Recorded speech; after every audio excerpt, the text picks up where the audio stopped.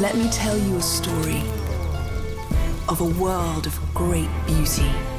When I hear a game like Fable has gone free to play, it gets me a little concerned, but David is here to ease my worries. So let's talk about Fable Legends and why maybe free to play is going to work for this one.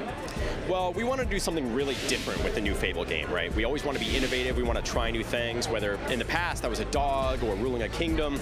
This time, we're going to give a different kind of experience. The 4v1 gameplay in Fable Legends is something that we've never really tried before and is really new.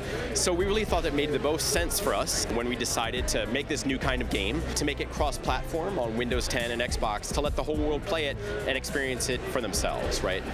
All right, so with freemium games or free-to-play games, there's usually some kind of paywall that people have to hit. So I just always want to know how you guys are making money in the end of this. Sure. We don't have any kind of paywall, right? So you can play the game as much as you want. You can enjoy all the different heroes, all the different quests and narrative. There's no fee to pay for any of that. The simplest way to express how the business model works is we have lots of different heroes for you to play. So we're going to release with more than a dozen different heroes, all of them with a different role to play, whether it's diving in the middle of melee combat or shooting from afar or magic, willpower.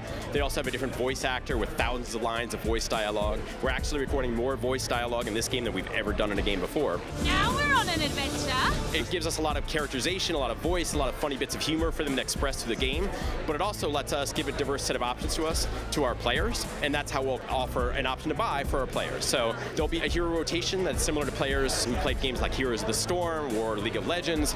4 heroes will be free for you to play as much as you want for about a 2-week period, and then if you fall in love with those heroes, you can have a choice of either earning them, purchasing them with the currency that you get in-game out of treasure chests and the like, or you could choose to purchase them with real-world money. That sounds fair.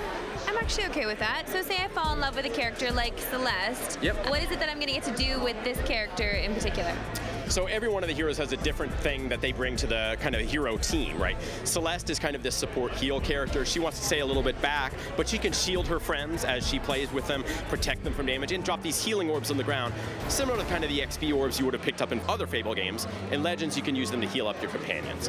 Now, her role is also will get bigger. You know, she can level up, she can find all kinds of loot and different outfits and armor sets and weapons that make her different, special, and so your Celeste will be different from every other Celeste out there. When I'm matched up with players online, what is the leveling system? Am I matched up with people that are the same level as me, or do I have maybe other people that are better that can up my level if I play with them? How does that work?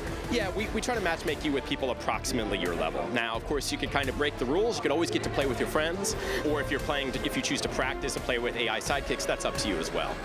But we want a fun experience no matter how you're playing for the game. So we don't want to matchmake the first time experience against an experienced villain player who's leveled up all of his creatures and they have all their own exotic weapon stuff. It's your first time playing.